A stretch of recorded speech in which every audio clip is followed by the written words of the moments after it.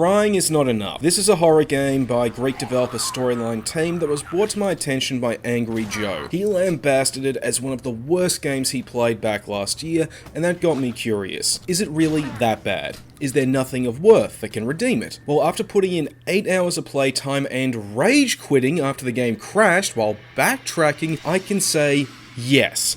This is a bad game. One that has so many problems that affect it in so many ways you'd be forgiven for trying to refund it. But is it the worst thing ever? Well, let's get into the nitty-gritty.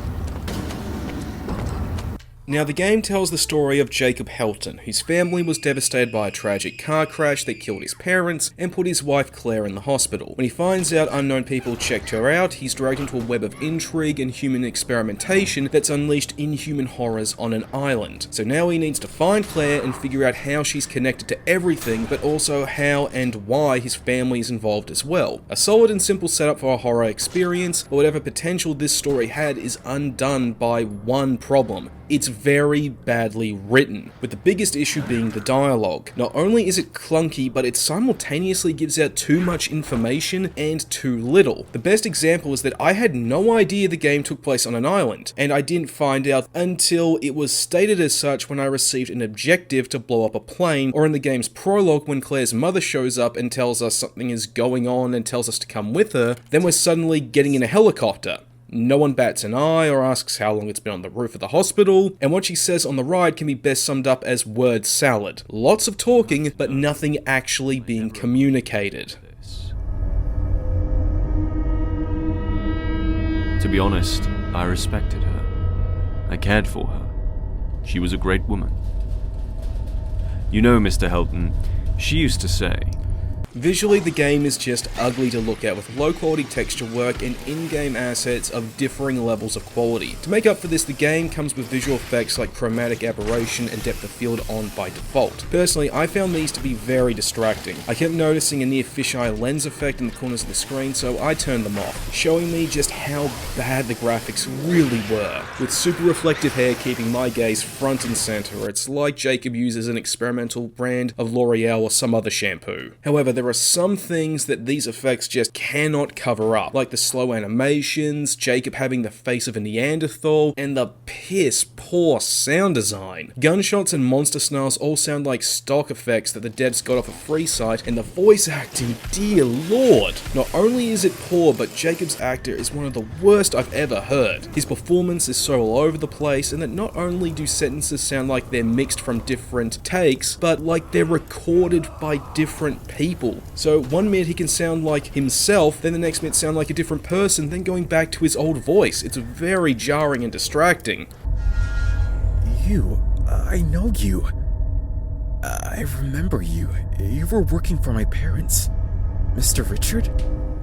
Gameplay, on the other hand, fares a lot better. It plays like a third-person shooter and works fine, though the sound design does suck out any dread or badassery enemy encounters could have had. There are some interesting ideas for mechanics to help the game stand out, like the radio. You can use it to disorient and stun enemies so you can get around them easier and save resources, and the other is radiation, which is an environmental hazard where if you don't hightail it out of a radiation zone and get fully irradiated, your health is going to drain, adding a ticking clock to the game, unless of course you have some anti-radiation pills to heal you up. Where these lack is in the execution. With the radio, as soon as you stop using it, enemies get back to their old self, with no lingering effect, and the battery drains so quickly that it is not entirely reliable, even when you go up against the one enemy it's needed for most of all, the suicide bombers. Whereas with the radiation, it's accompanied by a static visual effect and sound effect, both of which just grate against your ears, compelling you to run not out of fear, dread, or any sense of atmosphere, but because they're annoying.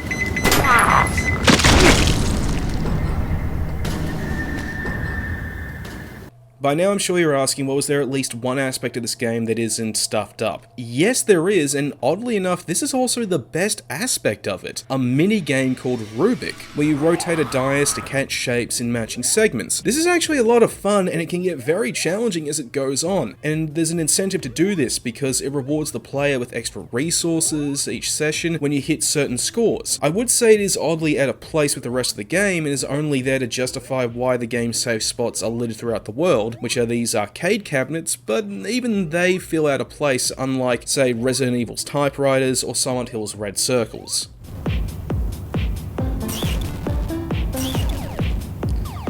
Despite everything, I don't actually hate Crying Is Not Enough. I did not enjoy my time with it either, but I didn't get the impression that this was a poor game due to laziness, con men, or asset flipping. Rather, this feels more like some guys wanted to make something they were passionate about, but just missed the mark. Either due to a lack of talent, time, or polish, and the devs have acknowledged this. They've admitted to the game's shortcomings and are working on remastering it, adding new features and content bit by bit, like a map system and the ability to skip cutscenes with more features down the line. Granted, I won't deny those two features they've already added should have been in there from the beginning, but at the very least, it is nice to see they're improving things. More than anything, I'm interested in seeing what storyline does next if they pursue a sequel and thoroughly address this game's issues. In the meantime, I can't recommend Crying Is Not Enough as it is, but once it's fully remastered, I would say that it'll be worth a look, if nothing else, when it goes on sale.